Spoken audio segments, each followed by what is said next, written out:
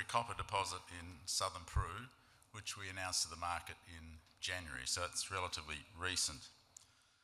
You may be aware that we are also drilling several projects in Australia over the coming months, which we're also excited about. That's under the alliance with South32, which has now been going for 9 years.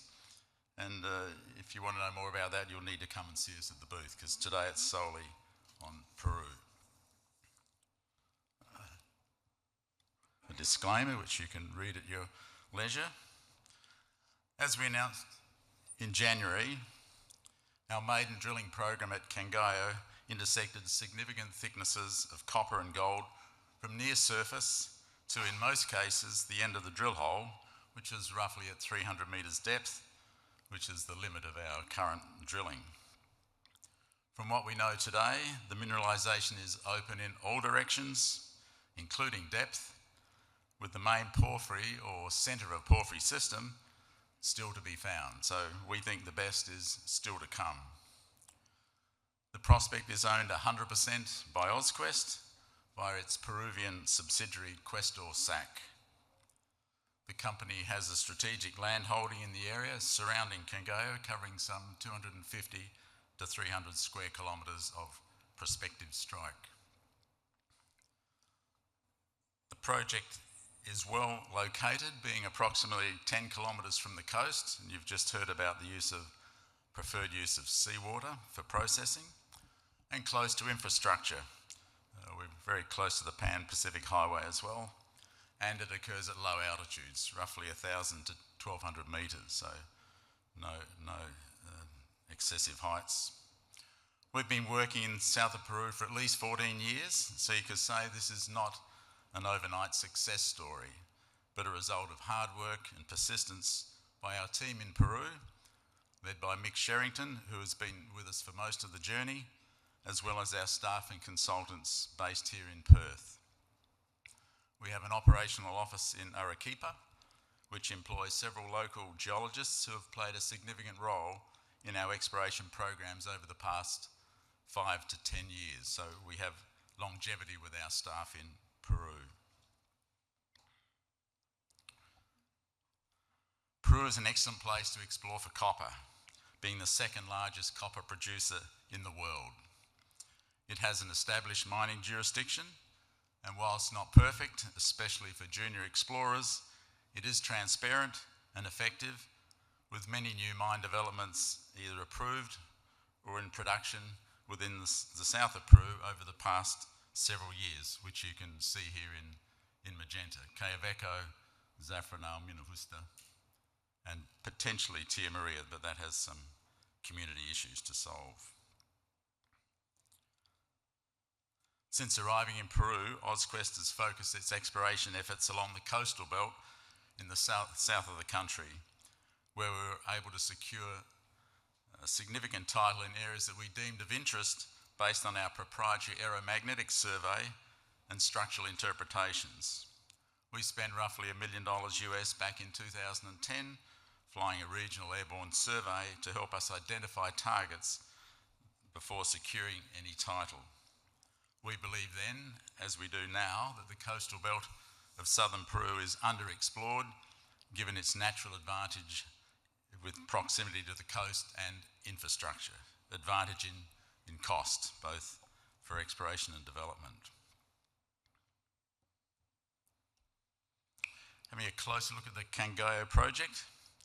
Prior to drilling, we geologically mapped and sampled a limited area of outcrop within our general target area. This indicated that we'd found a partially exposed porphyry system with anomalous copper. The values on the left, the circles are in copper values, and molybdenum on the right-hand side, that appear to occur within this much larger topographic feature, which is really a topographic low, with the appearance of a large caldera-like structure at least 5 to 10 square kilometres in size. As you can see, our maiden drilling program of 8 holes drilled from 5 pads for approximately 3,000 metres only covered a very small portion of the proposed target area. The cover within the topographic low which is extensive, is relatively thin, probably less than 50. We've only hit 20 metres so far, with some small mounds of weathered and altered bedrock poking through the cover, almost always carrying anomalous copper and moly, suggesting that the porphyry system likely extends out underneath the cover. We think we've only just begun to understand the full potential of this prospect. A closer look at the drilling to date. This slide shows all the significant intersections with copper and elevated gold values reported from 7 of the 8 holes drilled. That's quite remarkable in many cases. It's an encouraging start for the prospect, especially considering the holes are widely spaced at roughly 300 metres separation. The increased copper grades found in drilling when compared to surface assays implies there has been significant leaching of copper from the surface, with potential for supergene enrichment to occur somewhere within the porphyry complex. We think probably out underneath the cover. Clearly, the porphyry copper deposits we are dealing with have lower copper grades than other styles of deposits. But importantly, these deposits are economic if you have enough size, can use open cut mining methods, and heap leaching to recover the copper, especially in the early years, in order to pay back capital before developing the deeper and larger sulphide mineralised bodies that generally occur with these types of resources. You can also see we have some significant thicknesses, many tens of metres anyway, of higher grade material. So our plan is to find more of these higher grade sections and possibly even a supergene enriched zone out under the cover, which is where we believe the centre of the porphyry system is likely to occur. These cross sections show copper and gold values down hole, with copper on the right hand side and gold on the left. The copper and gold mineralisation is generally continuous down hole, with 7 of the 8 holes also ending in mineralisation, so it's still going. The holes are wide spaced, as I said before, and were drilled in a scissor-like pattern to increase the effective coverage. The copper occurs as oxides and sulphides in stockwork veins and fractures, importantly within the host volcanics, with some of the higher grades occurring within and marginal to thin tonalite porphyry dikes, suggesting that when we find the source of these dikes, where they've come from,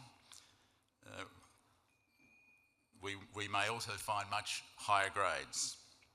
The fact that most of the copper effectively occurs within the country rock and is spread over hundreds of metres indicates to us that we are dealing with a large, strong porphyry system that we've only just started to define and understand.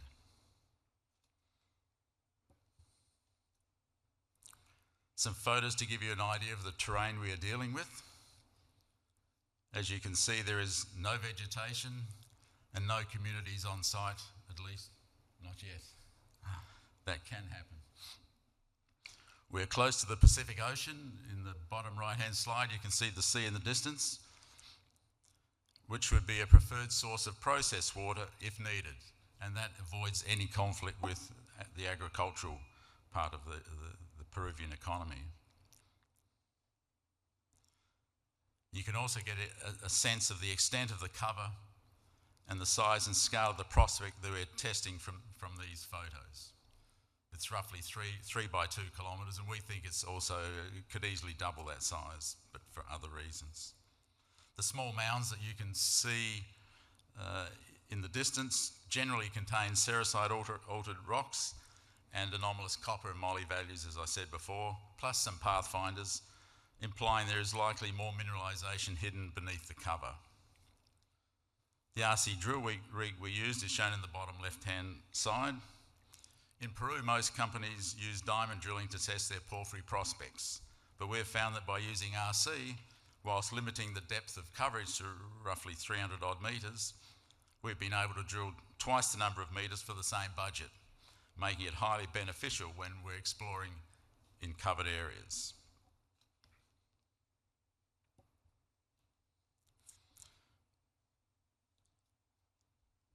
As you can see, the Cangallo project is very well located, With respect to power, you can see the power line running across the project. Water, we're close to the Pacific Ocean, and a potential labour force. In Charla, which is maybe 30 k's away, there's approximately 10,000 people with strong ties to mining and fishing. So there's a potential labour force at Charla.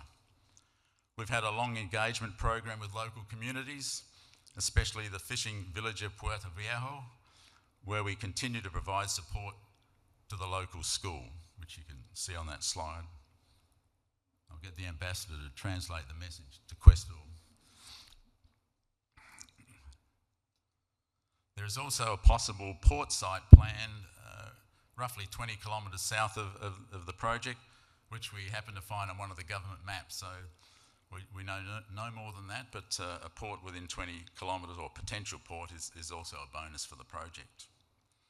As they say in real estate, it's all about location, location, location. And we think we're in a location that provides us with a number of benefits, hopefully including lower capital and operating costs, should the project get to the development stage, which only time will tell.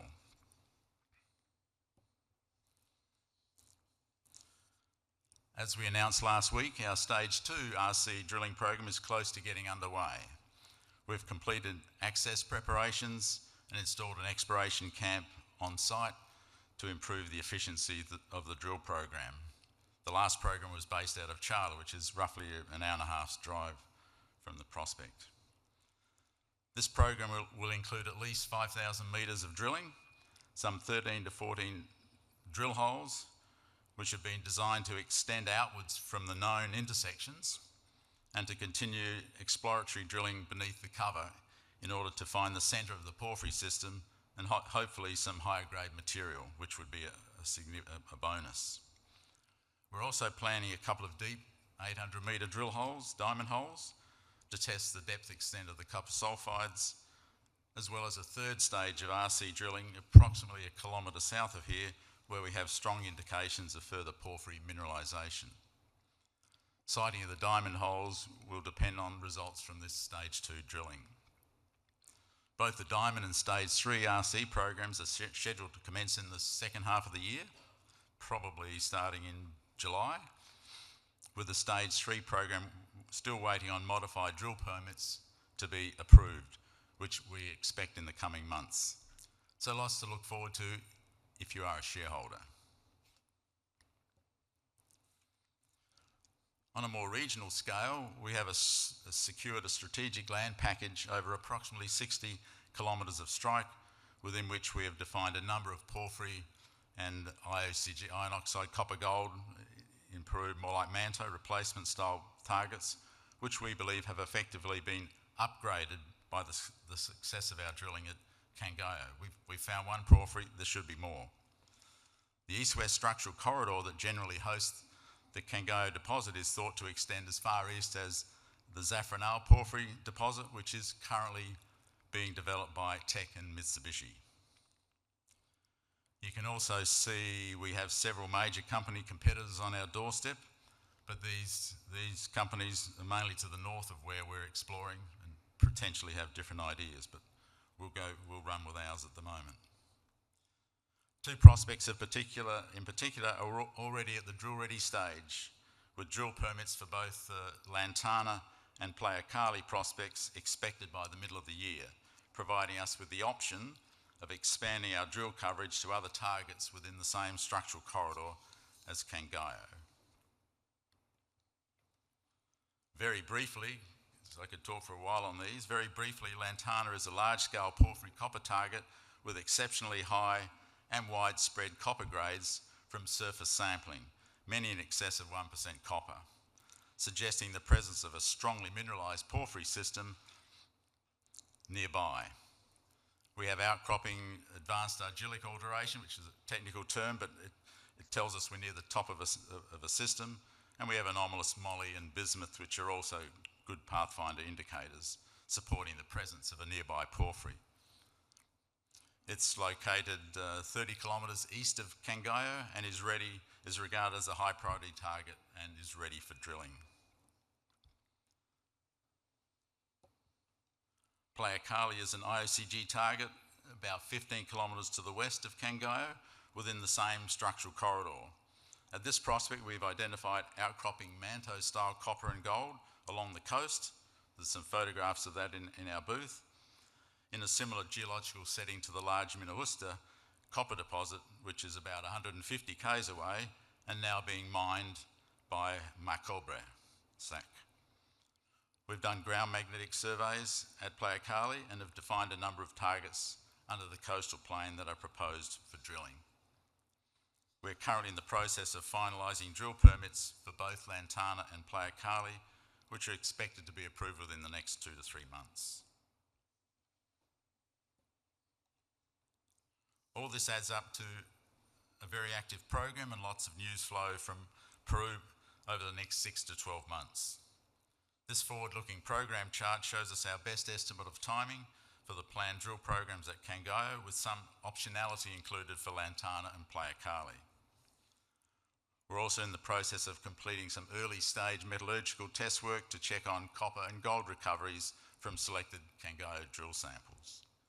Those results will be around in a month or so. And finally, corporately, we have a small but effective board with the necessary expertise to evaluate the Kangayo discovery. We recently raised $7.5 million via a placement to provide us with the necessary funds to complete the proposed programs. For once, it's nice to be able to stand in front of someone anyway and point to our share price graph, which is clearly on the move. It's been a long time.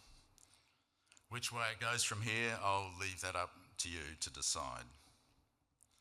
Thanks again for listening, and if you'd like to know more, please come and see us at our booth.